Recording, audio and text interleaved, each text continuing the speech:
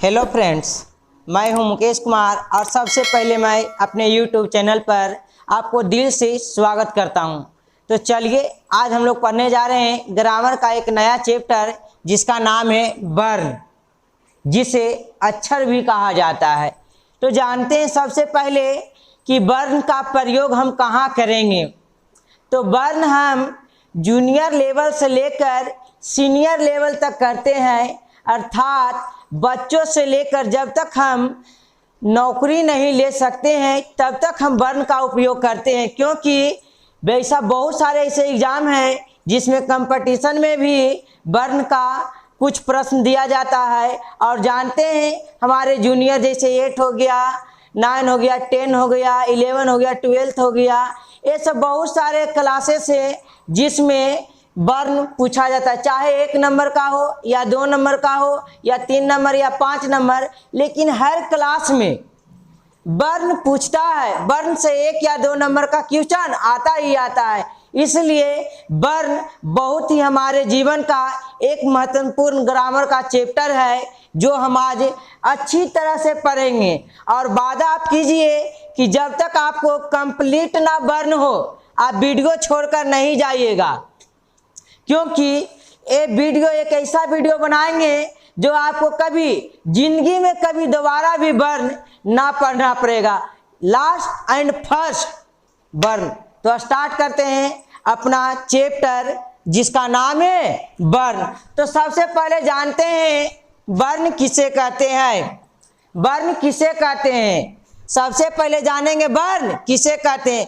तो वर्ण उस मूल ध्वनि को कहते हैं, वर्ण उस मूल ध्वनि को कहते हैं जिसके खंड या टुकड़े नहीं किए जा सकते हैं, इसे अक्षर भी कहा जाता है।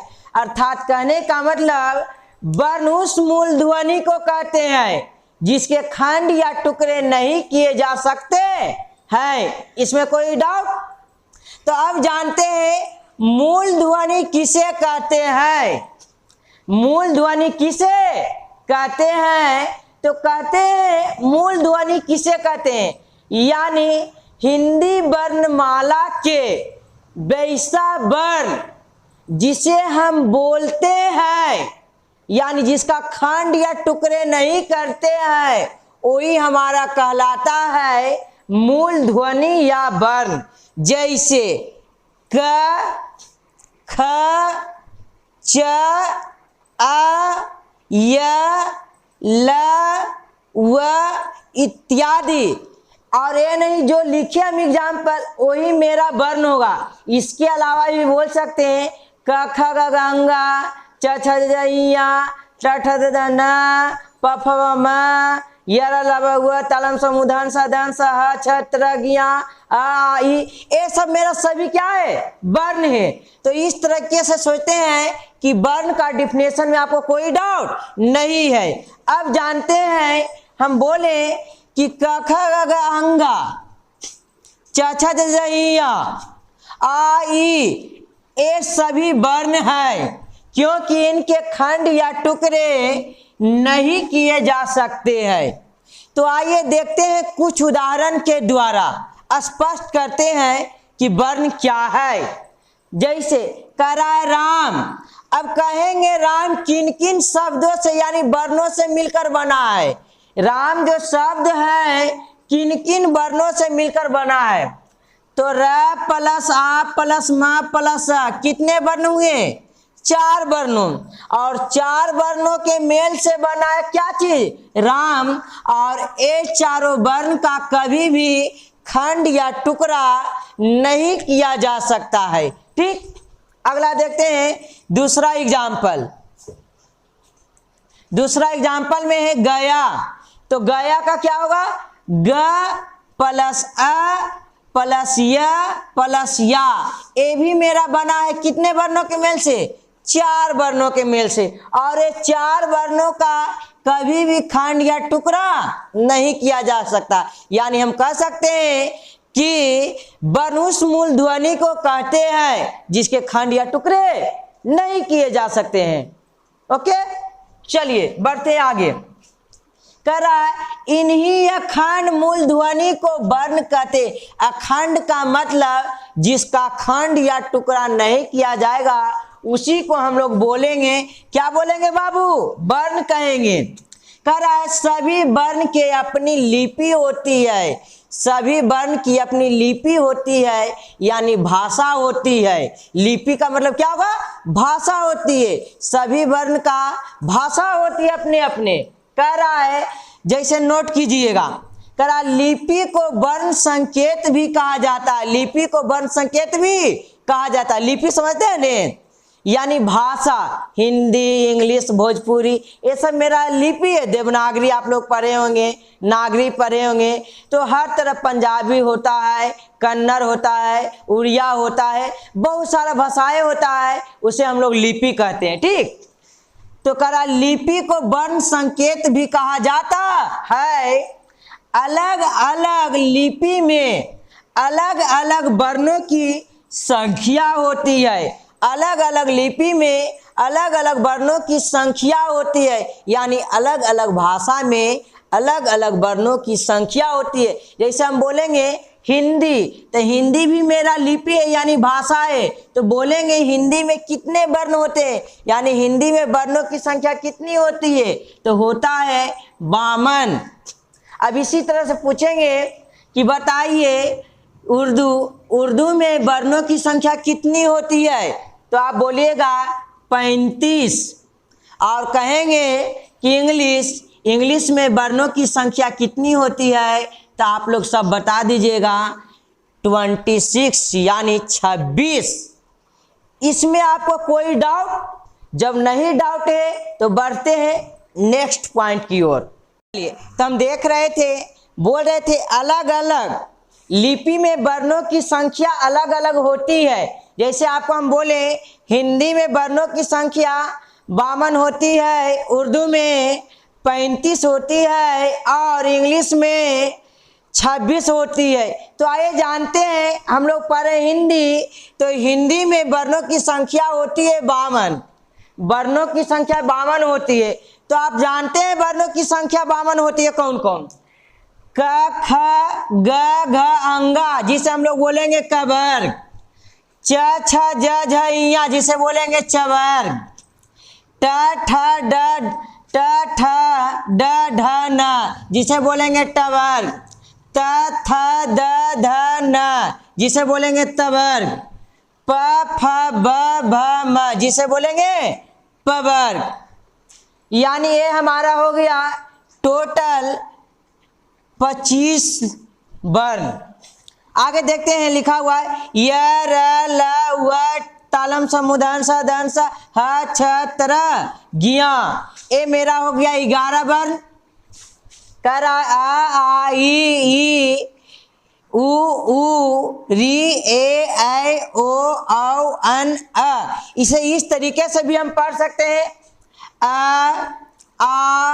हर्षाई दुर्गाई, उ हर्षाऊ दुर्गाऊ, री ए ऐ ओ औ अन अ, यानी इसकी संख्या हो गया 13। उसके अलावा भी वर्ण है ढ, जैसे पढ़ना, लिरी, दीर्घ री, तो इसका भी संख्या हो गया 3। और टोटल वर्ण को जोड़ेंगे तो हमारा आएगा कितना, 52। यानी हिंदी वर्णमाला में वर्णों की संख्या टोटल कितना हुआ बाबू, 52। अब देखिए एक नोट जान लीजिए, कह रहा है वर्णों के समूह को वर्णमाला कहते हैं। ये मेरा एग्जाम में आता है कि वर्णों के समूह को क्या कहते हैं, वर्णमाला कहते हैं, या कहते हैं हिंदी वर्णमाला में वर्णों की संख्या कितना होता है, तो 52 होती है। ठीक, चलिए अब समझते हैं, इसमें कोई डाउट नहीं है, तो बढ़ते हैं अगले पॉइंट की ओर। अब जानते हैं वर्ण के कितने भेद होते हैं, अर्थात वर्ण कितने प्रकार के होते हैं या वर्ण कितने टाइप के होते हैं। तो वर्ण को डिवाइड किया गया है 2 भागों में। वर्ण को डिवाइड किया गया कितने भागों में, दो भागों में, एक स्वर वर्ण और दूसरा व्यंजन वर्ण। पहला कौन वर्ण? स्वर वर्ण और दूसरा व्यंजन वर्ण। तो आइए जानते हैं कि स्वर वर्ण किसे कहते हैं। तो वैसा वर्ण जिसका उच्चारण बिना किसी दूसरे वर्ण की सहायता से किया जाता है, यानी हम कह सकते हैं वैसा वर्ण जिसका उच्चारण बिना किसी दूसरे वर्ण की सहायता से किया जाता है उसे स्वर वर्ण कहते हैं, जिसकी संख्या 11 होती है। जिसकी संख्या कितनी होती है? 11 होती है। जैसे देखिए कह रहा है स्वर वर्णों की संख्या 11 होती है। इसके उच्चारण में, यानी स्वर वर्ण के उच्चारण में कंठ तथा तालु का प्रयोग किया जाता है। यदि आपको हम पूछेंगे ऑब्जेक्टिव क्वेश्चन कि बताइए स्वर वर्ण का उच्चारण में किसका प्रयोग किया जाता है, तो आप क्या बोलिएगा? कंठ तथा तालु। ठीक, और स्वर वर्णों की संख्या कितना? 11। तो बताइए स्वर वर्ण कौन कौन है? तो स्वर वर्ण है आ, हर्षाई, दुर्गाई, हर्षाऊ, दुर्गाऊ, री, ऐ, ओ, औ। और स्वर वर्ण की संख्या कितना है? 11 है। तो चलते, इसमें कोई डाउट नहीं? डाउट है तो बढ़ते हैं अगले पॉइंट की ओर। चलिए देखते हैं अब स्वर वर्ण। तो स्वर वर्ण के कितने भेद होते हैं, यानी स्वर वर्ण कितने भाग में बांटा गया है। तो स्वर वर्ण को बांटा गया है 2 भागों में। कितने भागों में बांटा गया है? 2 भागों में। पहला भाग का नाम है मूल स्वर और दूसरा भाग का नाम है संयुक्त स्वर। तो आइए बारी बारी से जानेंगे कि मूल स्वर किसे कहते हैं और संयुक्त स्वर किसे कहते हैं। तो सबसे पहले मूल स्वर। तो कह रहा है आ, हर्षाई, दुर्गाई, हर्षाऊ, दुर्गाऊ, री, ए और औ को हम लोग बोलेंगे मूल स्वर। क्या बोलेंगे? मूल स्वर। अब जानते हैं मूल स्वर के कितने भेद होते हैं, यानी मूल स्वर के 2 भेद होते हैं। मूल स्वर को कितने भेद होते हैं? 2 भेद होते हैं। कौन कौन होते हैं छोटू? पहला ह्रस्व स्वर और दूसरा दीर्घ स्वर।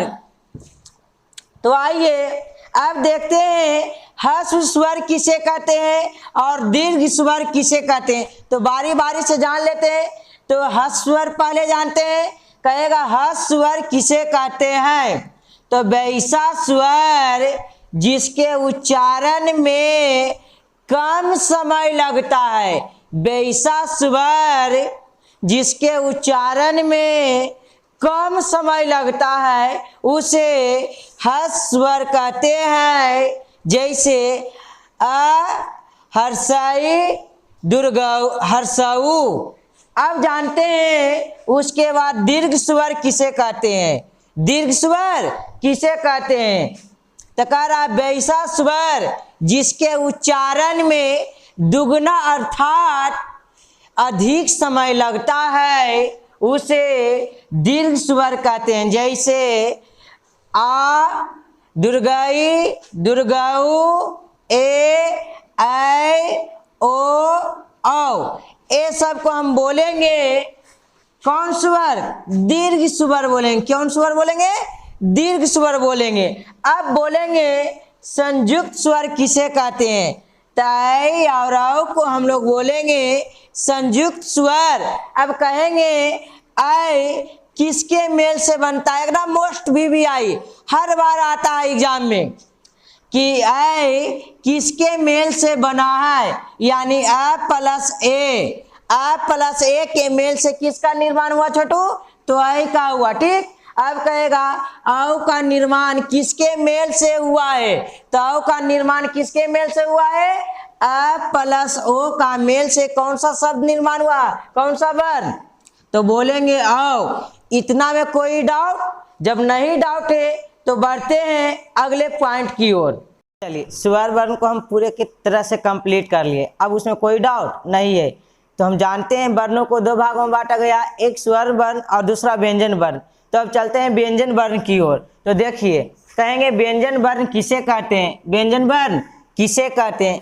तो वैसा वर्ण जिसका उच्चारण बिना स्वर की सहायता से नहीं की जाती है उसे व्यंजन वर्ण कहते हैं। इसकी संख्या 41 होती है। इसकी संख्या कितनी होती है?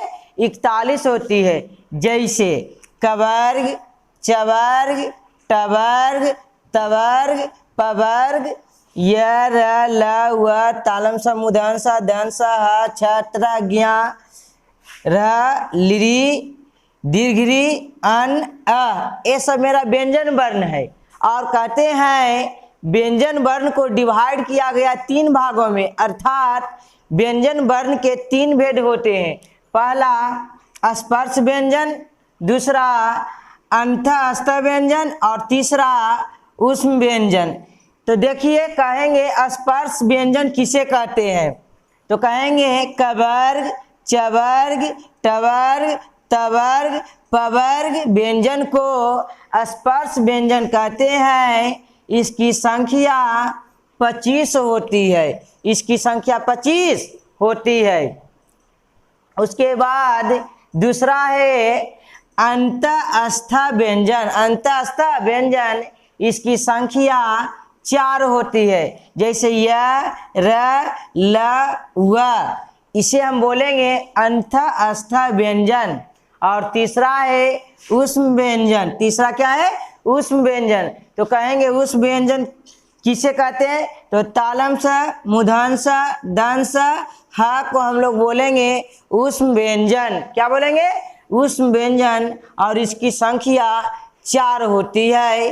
तो आगे हम जानते हैं इसके कुछ और बिंदुएं। चलिए अब जानते हैं वर्णों के उच्चारण स्थान। वर्णों के उच्चारण स्थान यानी वर्णों के उच्चारण स्थान किसे कहते हैं।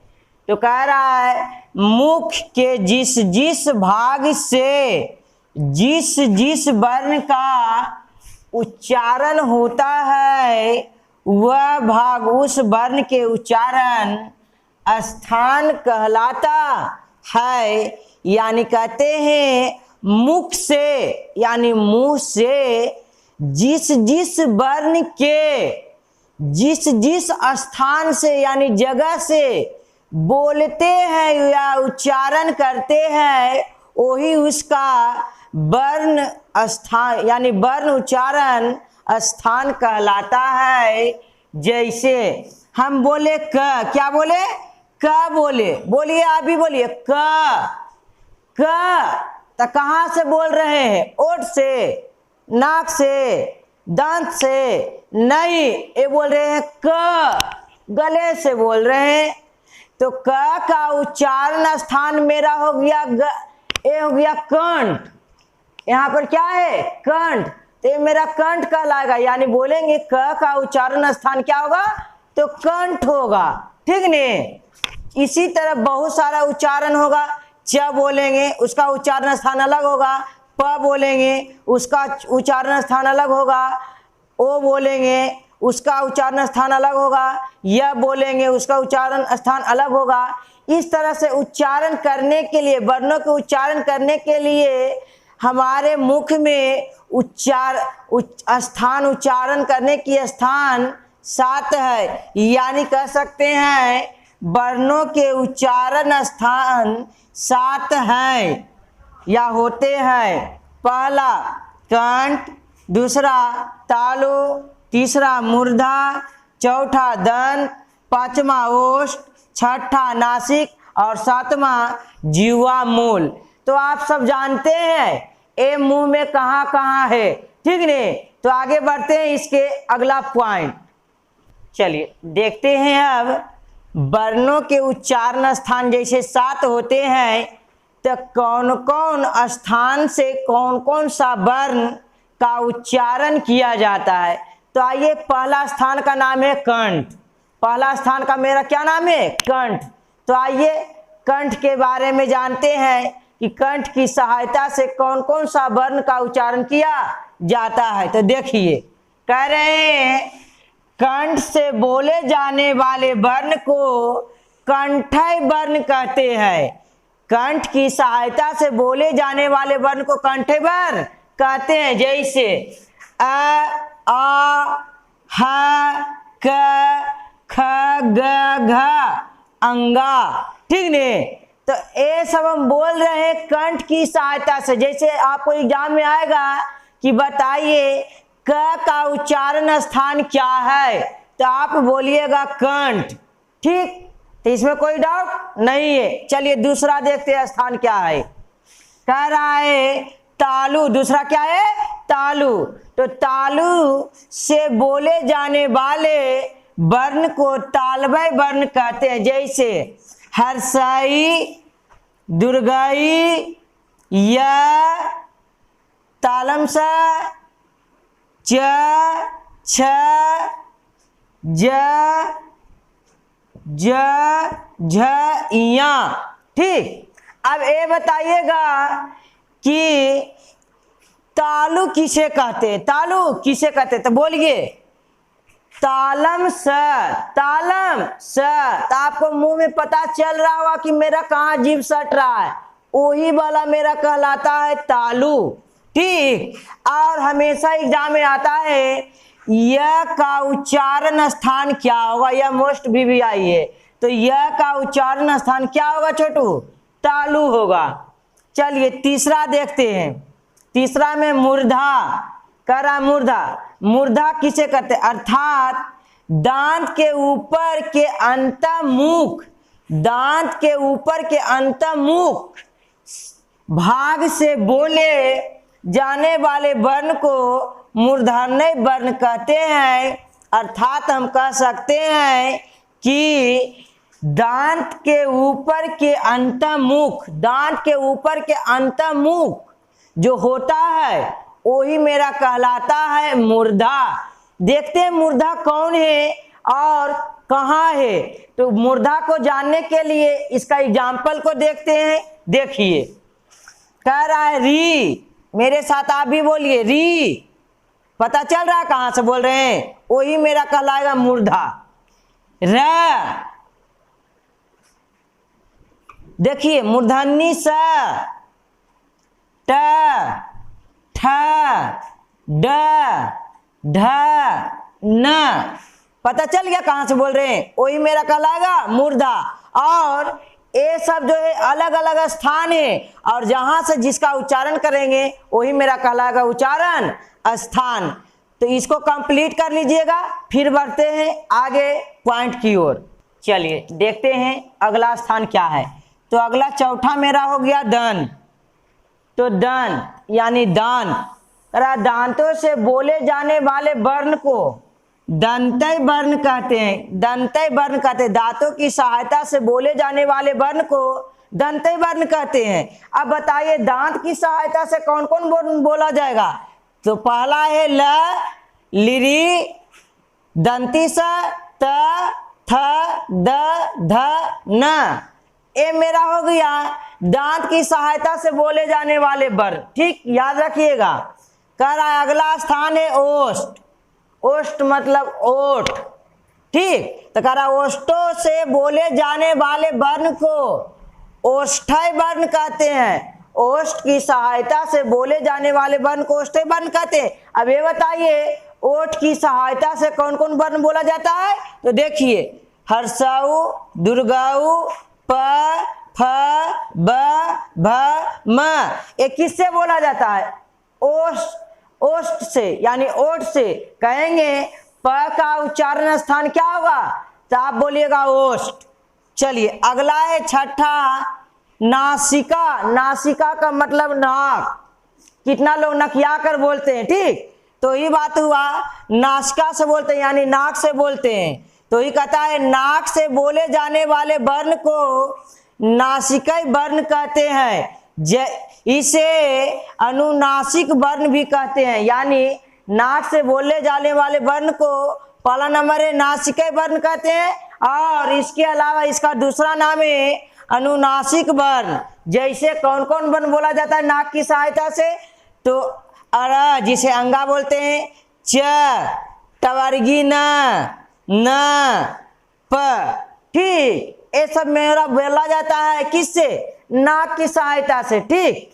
तब ये बताइए इसमें कोई डाउट है? नहीं है। तो बढ़ते हैं अगला उच्चारण स्थान की ओर। चलिए अब लास्ट हमारा स्थान है उच्चारण जिह्वा मूल। जिह्वा मूल किसे कहते हैं? करा जीभ के सहारे यानी जीभ की सहायता से बोले जाने वाले वर्ण को जिह्वा मूलीय वर्ण कहते हैं। जैसे जैसे देख रहे हैं क, ख, प, फ, ठीक ने, ये 4 वर्ण है जिह्वा मूल। लेकिन इसके जो आगे लगा हुआ है ये आधे विसर्ग का जैसा होता है, ठीक ने। इसका अलग अलग स्थान पर अलग अलग उच्चारण होता है। तो आइए इसका कहाँ क्या कहते हैं। तो सबसे पहले नोट को जान लेते हैं, फिर इसको अच्छी तरह से समझेंगे। कर आप पहला नोट में लिखा हुआ है, इस तरह के अक्षर चिन्ह संस्कृत भाषा में होता है, यानी इस तरह का चिन्ह का प्रयोग हमें हिंदी में कहीं पढ़ने को नहीं मिला है और ना ही मिलेगा। जब भी मिलेगा संस्कृत में। चलिए अगला कह रहा है इसका उच्चारण आधे विसर्ग जैसा होता है, यानी ये जो चिन्ह है इसका उच्चारण आधे विसर्ग जैसा होता है। चलिए अगला नोट नंबर 2 कह रहा है इसका प्रयोग 4 अक्षरों से पहले किया जाता है, यानी ये जो चिन्ह है मेरा इसका प्रयोग 4 अक्षरों से पहले किया जाता है। वो 4 अक्षर कौन कौन है? क, ख, प, फ, इस चारों अक्षर के पहले किया जाता है जिह्वा मूल का प्रयोग। अब देखिए नोट नंबर 3 कि क और ख के पहले आएगा ये हमारा चिन्ह, तो इसे हम लोग बोलेंगे जिह्वा मूल। क्या बोलेंगे? जिह्वा मूल। लेकिन जब प और फ के पहले आएगा, प और फ का पहले आएगा तो इसे बोलेंगे उपधिमानीय वर्ण, ठीक ने। क और ख के पहले ये चिन्ह आएगा तो जिह्वा मूल बोलेंगे, लेकिन प और फ के पहले आएगा तब बोलेंगे उपधमानीय वर्ण। अब ये बताइए इसमें उच्चारण स्थान में कोई डाउट है? नहीं है। तो ये 7 उच्चारण स्थान के अलावा और भी उच्चारण स्थान है जो देखते हैं ये चिन्ह को कब क्या पढ़ते हैं। तो देखिए लिखा हुआ है क, चिन्ह दे दिए करोटी, यानी क के पहले आ रहा है तो क के जब पहले चिन्ह आएगा तो इसे हम बोलेंगे जिह्वा मूल, यानी हम बोल सकते हैं इसे क जिह्वा मूल करोटी, यानी कौन करता है। फिर देखिए इसमें क खन आ गया खनती। अब ये बताइए चिन्ह को क्या बोलेंगे? जिह्वा मूल, यानी हम बोल सकते हैं क जिह्वा मूल खनती, यानी कौन खोदता है। लेकिन जब प और फ के पहले आएगा तो इसे हम बोलते हैं उपधमानीय। देखिए अगला एग्जाम्पल करा राम, चिन्ह आ गया पछती। अब बताइए प के पहले है तो क्या बोलेंगे? जिह्वा मूल। बिल्कुल गलत। प के पहले रहेगा तो इसे बोलेंगे उपधमानीय। क्या बोलेंगे? उपधमानीय, यानी इसे हम पढ़ेंगे राम उपधमानीय पछती, यानी राम पकाता है। अगला वृक्ष, चिन्ह हो गया फलती। बताइए जिह्वा मूल? बिल्कुल नहीं, क्योंकि प और फ के पहले आएगा तो यह कहलाएगा उपधमानीय। उपधमानीय, तो इसको हम पढ़ेंगे वृक्ष उपधमानीय फलती, यानी वृक्ष फलता है। इसमें कोई डाउट नहीं? डाउट है कि डाउट है? कोई डाउट नहीं होना चाहिए। पढ़ने में कोई डाउट है? क और ख के पहले आएगा तो बोलेंगे जिह्वा मूल, लेकिन प और फ के पहले आएगा तो बोलेंगे उपधमानीय। ठीक। अब एक मेरा साथ जितना भी था उच्चारण स्थान 7 सभी को हम कंप्लीट कर लिए अच्छी तरह से। तो ये ही नहीं, इसके अलावा और भी कुछ हमारा उच्चारण स्थान होता है जो ये निम्नलिखित है। जैसे कह रहा है इन 7 उच्चारण स्थान के अलावा और भी उच्चारण स्थान है। जैसे पहला कंठ तालु। अब बोले कंठ और तालु, यानी कंठ और तालु की सहायता से बोले जाने वाले वर्ण को कंठ तालव्य वर्ण कहते हैं। यानी कंठ और तालु की सहायता से कौन वर्ण बोला जाता है? तो बोलेंगे ए और ए। इसमें कोई डाउट? चलिए देखते हैं अगला। देखिए अगला हमारा है उच्चारण स्थान कंठोष्ठ। कंठोष्ठ यानी कंठ और ओष्ठ के मेल से बने शब्द को बोलते हैं कंठोष्ठ। यानी हम कह सकते हैं कि कंठ और ओष्ठ की सहायता से बोले जाने वाले वर्ण को कंठोष्ठ वर्ण कहते हैं। अब कंठ और ओष्ठ की सहायता से कौन सा वर्ण बोलेंगे? तो कंठ और ओष्ठ की सहायता से बोलेंगे ओ और औ। अगला हमारा है एक नोट। ठीक, कह रहा है ऐ ओ और औ को दीर्घाक्षर और संधिअक्षर कहा जाता है। यानी ऐ ओ और औ को हमारा बोला जाता है दीर्घाक्षर और संधिअक्षर। अब कह रहा है अगला उच्चारण स्थान, यानी हमारा लास्ट उच्चारण स्थान कह रहा है दंतोष्ठ। क्या बोले? दंतोष्ठ। यानी दांत और ओष्ठ की सहायता से बोले जाने वाले वर्ण को दंतोष्ठ वर्ण कहते हैं।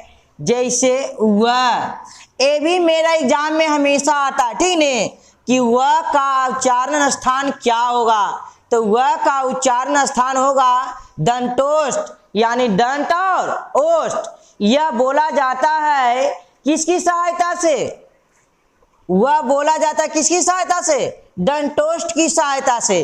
तो हम समझते हैं वर्ण आपको पूरी तरह से क्लियर हो गया हो, और यदि क्लियर हो गया हो, सही तरह से समझ गए हैं तो कमेंट कीजिएगा, लाइक कीजिएगा, ठीक ने, और दोस्तों को शेयर कीजिएगा और सब्सक्राइब भी कीजिएगा।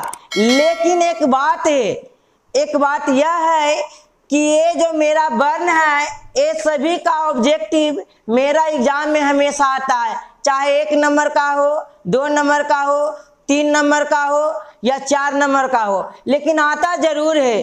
तो इस ऑब्जेक्टिव को PDF लोड करने के लिए डिस्क्रिप्शन बॉक्स जाकर जरूर लोड करें।